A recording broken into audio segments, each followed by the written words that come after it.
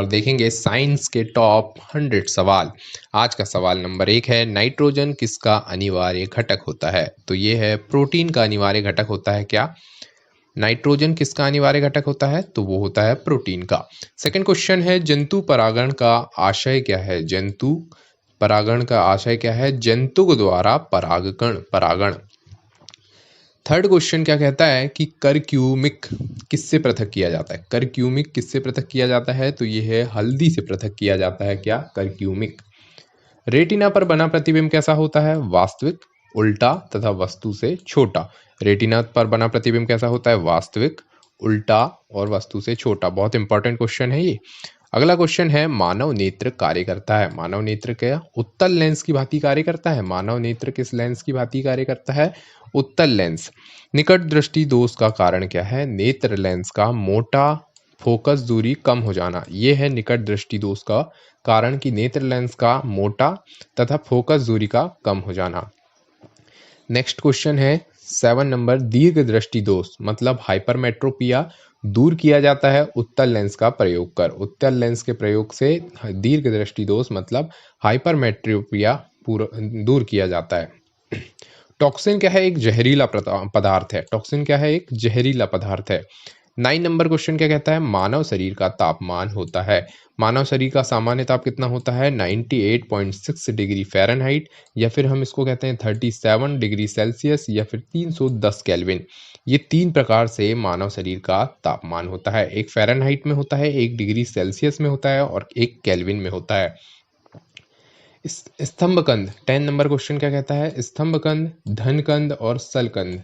स्तंभकंद, धनकंद और सलकंद तथा प्रकंद ये सब उदाहरण है किसके? आलू के। आलू के उदाहरण है। और किस किस के उदाहरण है? बंडा, केशर, प्याज और अदरक व हल्दी। ये कितने? आलू, बंडा, केशर, प्याज तथा अदरक और हल्दी। स्पंदकंद, धनकंद, सलकंद और प्रकंद। प्रकंद तो मूल रूप से किसका ही उदाहरण है? आलू का ही उदाहरण है।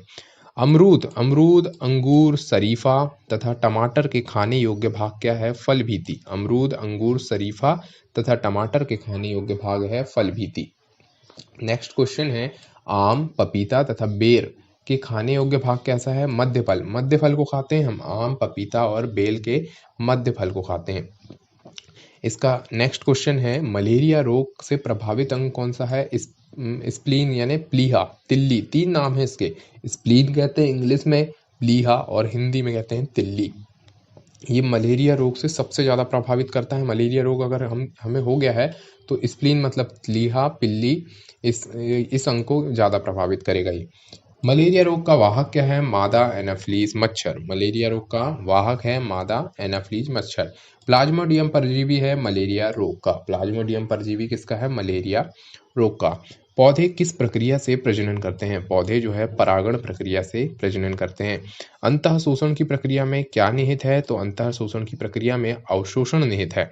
अंतः शोषण की प्रक्रिया में क्या निहित है? तो अवशोषण निहित है। नेक्स्ट क्वेश्चन है, पिट्यूटरी ग्रंथि का पाई जाती है। पिट्यूटरी ग्रंथि कहाँ पाई जाती है? तो पिट्यूटरी ग्रंथि पीनियल ग्रंथि कहते हैं, मस्तिष्क में पाई जाती है। कहाँ पाई जाती है? मस्तिष्क में। मास्टर ग्रंथि कहलाता है किसको कहते हैं? पिट्यूटरी ग्रंथि को कहते हैं। ये पिट्यूटरी ग्रंथि कहाँ पाई जाती है? मस्तिष्क में।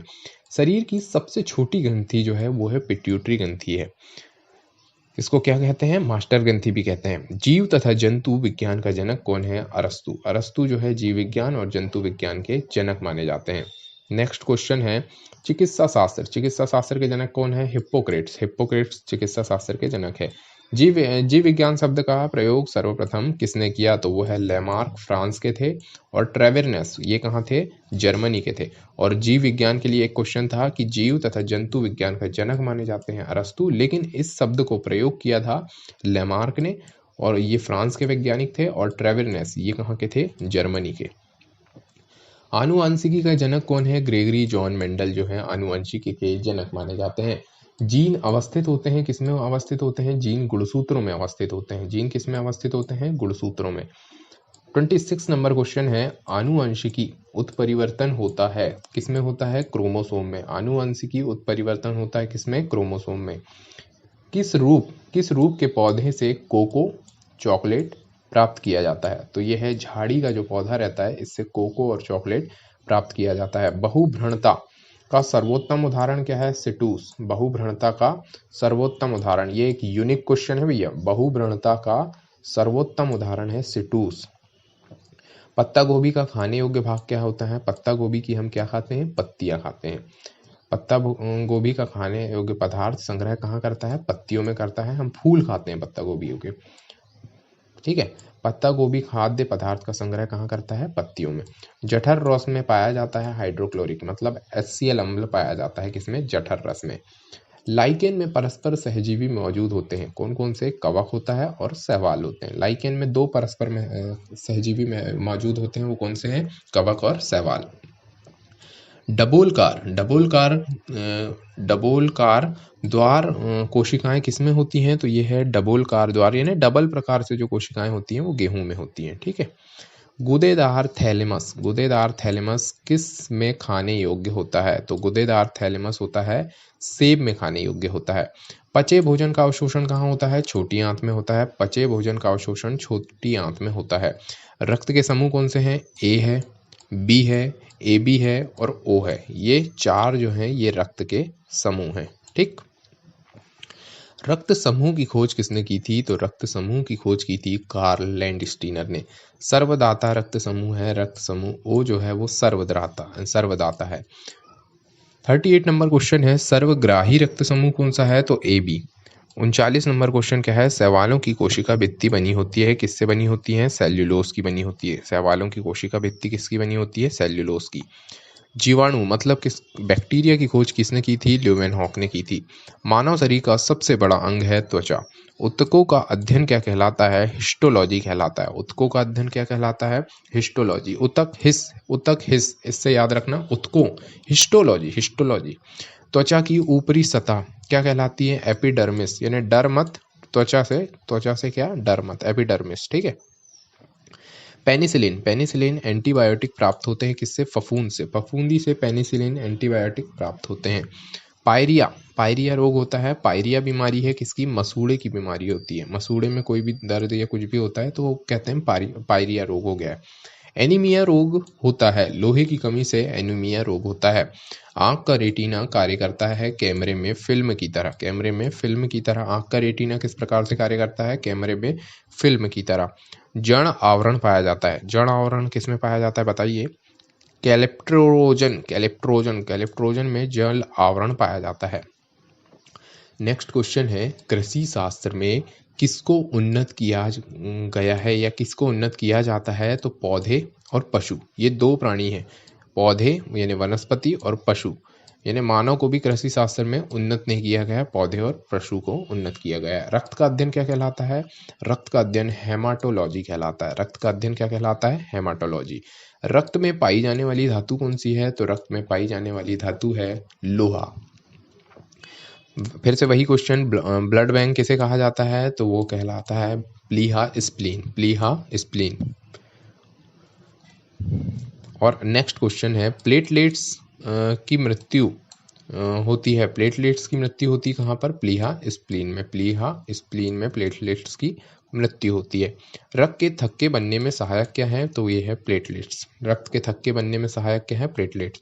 पदार्थ की चौथी अवस्था क्या कहलाती है? प्लाज्मा कहलाती है। पदार्थ की पांचवी अवस्था बोस-आइंस्टीन कहलाती है। रक्त का कितना प्रतिशत भाग प्लाज्मा होता है? तो रक्त में जो है 60% भाग जो है क्या होता है? प्लाज्मा होता है। 57 नंबर का क्वेश्चन क्या कहता है? रुधिर का तरल भाग होता है। रुधिर का जो तरल भाग होता है वो प्लाज्मा ही होता है। रक्त का थक्का जमने के लिए कौन सा vitamin? Vitamin number K। Solid waste, बहुत इंपॉर्टेंट क्वेश्चन है ये। सॉलिड वेस्ट को किस नाम से जाना जाता है? सॉलिड वेस्ट को किस नाम से जाना जाता है? तो स्लज। सॉलिड वेस्ट स्लज, ठीक है। एस्परजिलस के लैंगिक जनन अंग कौन से हैं? तो वो है पुंधानी और एस्कोधानी जो है एस्परजिलस के लैंगिक जनन अंग हैं। तो पुंधानी और एस्कोधानी। प्रकाश संश्लेषण के दौरान उन्मुक्त ऑक्सीजन कहाँ से आती है? तो ऑक्सीजन जो मिलती है वो पानी से मिलती है। पौधे में जाइलम की उपस्थिति से क्या होता है? जल का वहन होता है। नेक्स्ट क्वेश्चन है 63 नंबर, प्रकाश संश्लेषण में कौन सा प्रकाश सबसे कम प्रभावी होता है? प्रकाश संश्लेषण में कौन सा प्रकाश सबसे कम प्रभावी होता है? तो वो है हरा प्रकाश जो है, यानी ग्रीन रंग का प्रकाश जो है सबसे कम प्रभावी होता है। ये बहुत ज़्यादा इंपॉर्टेंट क्वेश्चन है, जरूर आएगा आपकी परीक्षा में, देखना। प्रकाश संश्लेषण में कौन सा प्रकाश सबसे कम प्रभावी होता है? तो वो है हरा प्रकाश। मेंडल ने अपने प्रयोग के लिए चयन किया किसके? मटर के पौधे का। मटर के पौधे का प्रयोग के लिए चयन किया था किसने? मेंडल ने। आनुवंशिकता के विज्ञान को आनुवंशिकी कहा गया, तो ये डब्ल्यू वाटसन के द्वारा। क्लोरोफिल में क्या होता है? क्लोरोफिल में मैग्नीशियम होता है। मानव मूत्र में उत्सर्जित विटामिन कौन सा है? तो विटामिन नंबर सी, खट्टापन। मानव मूत्र में उत्सर्जित विटामिन सी। मनुष्य के हृदय में कितने प्रकोष्ठ होते हैं? मनुष्य के हृदय में 4 प्रकोष्ठ होते हैं। मेढक के हृदय में 3 प्रकोष्ठ होते हैं। देखो, मनुष्य के हृदय में बायां आलिन, बायां निलय, दायां आलिन, दायां निलय, ये 4 प्रकोष्ठ हो गए। लेकिन मेढक के इससे जो है एक ट्रिक बनती है। जैसे मेढक के हृदय में कितने प्रकोष्ठ होते हैं? तो 3। तो मेढक क्या करता है? टर टर टर, टर टर मतलब थ्री थ्री, थ्री थ्री, टर टर मतलब क्या? थ्री थ्री, टर टर मतलब थ्री थ्री। मेढक के हृदय में कितने होते हैं? 3 प्रकोष्ठ होते हैं, 3 भाग होते हैं। मनुष्य के शरीर प्रचुर मात्रा में पाया जाने वाला तत्व है। मनुष्य के शरीर में सबसे ज्यादा पाया जाने वाला तत्व है ऑक्सीजन। 67 नंबर क्वेश्चन क्या है? मानव के शरीर यानी मनुष्य के शरीर में जल होता है, कितना होता है? 65 से 80% क्या होता है? जल होता है। 65 से 80%, 65 से 80% क्या होता है? जल होता है। मानव शरीर में जल की मात्रा शरीर के भार का 10% है। शरीर के भार का 10% है मानव शरीर में क्या? जल। और लेकिन कितना प्रतिशत होता है? 80%। इसलिए ज्यादा से ज्यादा पानी पीना चाहिए। मानव का सामान्य रक्तदाब कितना होता है? 80/120 mm होता है, यानी 80 मिनिमम होता है और 120 मैक्सिमम होता है। इसके बाद यानी 120 के बाद ब्लड शुगर यानी बीपी के बढ़ने की संभावना होने लगती है, और इसके नीचे बीपी कम होने लगता है 80। मानव का शरीर रक्त शुगर शर्करा का स्तर होता है। मानव का सामान्य रक्त शुगर शर्करा का स्तर कितना होता है? 80 से 90 मिलीमीटर डेसीमीटर के आसपास, 80 to 90, ठीक है। अरक्तता किसकी कमी के कारण होता है? तो फॉलिक एसिड की कमी से अरक्तता होती है। मानव रुधिर का पीएच मान कितना है? मानव रुधिर मतलब मानव ब्लड का पीएच मान होता है 7.4। डीएनए संश्लेषण प्रतिपादन किया किसने? कॉर्नबर्ग ने। डीएनए संश्लेषण का प्रतिपादन किया कॉर्नबर्ग ने। डीएनए के क्रियात्मक खंड को कहते हैं, तो डीएनए के क्रियात्मक खंड को क्या कहते हैं? जीन कहते हैं। डीएनए का डबल हेलिक्स मॉडल बनवाया वाटसन और क्रिक ने। डीएनए का डबल हेलिक्स मॉडल बनवाया वाटसन और क्रिक ने।